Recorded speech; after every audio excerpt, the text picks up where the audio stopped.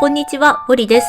今回は米粉でパンケーキと蒸しパンケーキを作りました。アレルギーの多い次男坊に小麦、卵、牛乳を使わずに作りました。ぜひ最後まで見ていってください。まずはパンケーキの生地作り。ボウルに米粉、きび砂糖、ベーキングパウダー、人参パウダーを入れ、ホイッパーで混ぜます。粉系をボウルに入れた時点でホイッパーで混ぜておくことで材料が均一に混ざります。均一に混ざったら豆乳を加えます。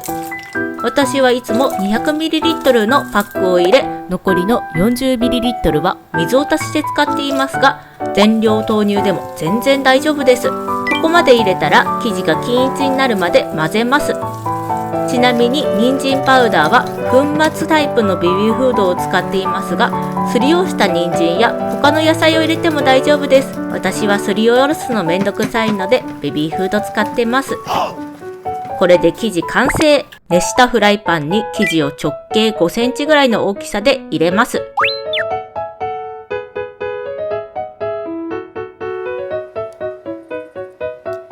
生地を入れたら中火で焼いていきます。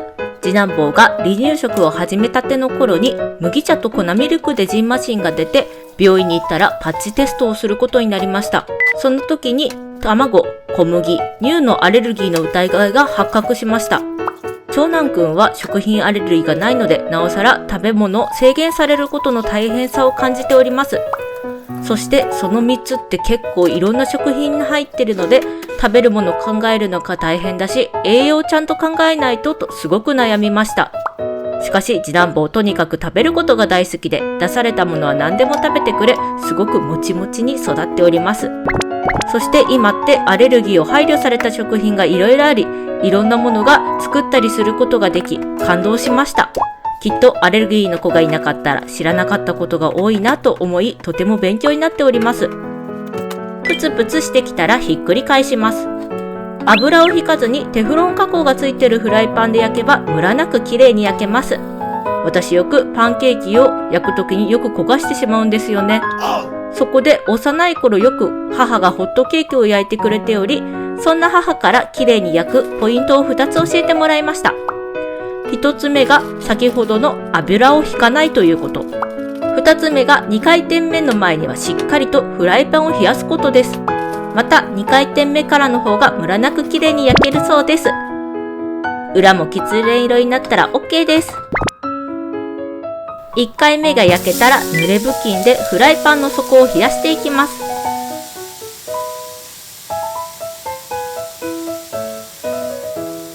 冷やしたら2回転目焼いていきます。私結婚する前パン屋で働いており、今は趣味でちょこちょこパンを作っています。しかしちょうどアレルギーが発覚した頃にホームベーカリーが壊れ、これはもうパンは作るなってことなのではと深く考えすぎちゃったことがあります。そんなことを旦那に話したら、アレルギーと壊れたことは関係ないことだし、好きなことをやめる必要はないと思うと言ってくれました。そして休みの日とかに子供を公園に連れて行ってくれたりして、その間に作らせていただいたりして、やりたいことをさせてくれて、とても息抜きになっています。そんなことがあってから1年経ち、今では病院の先生と話し合って負荷テストを体調に合わせて行っており、次男坊ゆで卵とうどんを少しずつ食べています。卵はほぼ食べれるようになる加工品を食べたりしています。次男坊が少しでも多くのものが食べられるようになったらいいなと今は思っています。これで米粉のパンケーキ完成。次に蒸しパン作っていきます。まずはさつまいもをさいの目切りにしていきます。紫芋でやっているのですが、普通のさつまいもで大丈夫です。このさつまいも、旦那にさつまいも買ってきてって言ったら紫のだったんですよね。で、これ切った時めっちゃびっくりしたんですけど、買う時紫芋しかないけど大丈夫ってちゃんと旦那確認したらしいんですけど、そんな会話をしたことを覚えてない自分に一番びっくりしました。切ったら水にさらしておきます。次に生地作りしていきます。ボウルに米粉、きび砂糖、ベーキングパウダー、きな粉を入れます。ここまで入れたらホイッパーで材料を均一に混ざるまで混ぜます。水を加えさらに混ぜます。パンケーキをちゃんちゃっと作りたい日に作るのですが、蒸しパンは頑張って作る日に作っているので、さつまいもを切って乗せていますが、なくても美味しく食べれます。全体が混ざったら生地をカップに入れていきます。1つのカップに大さじ1強入れていきます。うちでは蒸しパンもパンケーキも多めに作って冷凍しています。そして朝ごはんにこの2種類と米粉のパンを電子レンジでチンして出しています。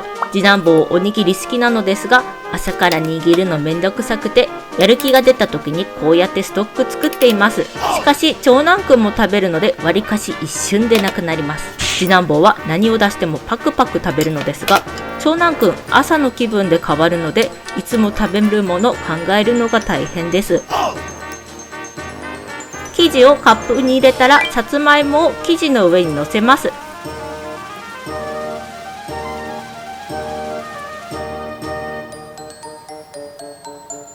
生地にさつまいもを混ぜ込んでもいいのですが、うちでは長男くんが出した時に中に入ってるのが嫌だと言われる時にほじくって食べさせたりするので、出しやすいように上に乗せています。その時でさつまいもやかぼちゃを乗せていてもいらないと言われたりするので、いつも冷やしやして出しています。ちなみに枝豆入れたら絶対食べませんでした。フライパンに生地を並べていきます。入れる前に少し水を張り沸騰させておきます。水の量はカップを並べた時に水が半分ぐらいになるように入れます。並べたら弱火で10分蒸します。スタート。蒸し上がったら蒸しパン完成。これで米粉のパンケーキと蒸しパンケーキ完成。今回使った材料はこちらです。最後までご視聴本当にありがとうございます。クックパッドにも作り方載せてあるので、そちらもチェックしてみてください。また他の動画でお会いしましょう。バイバイ。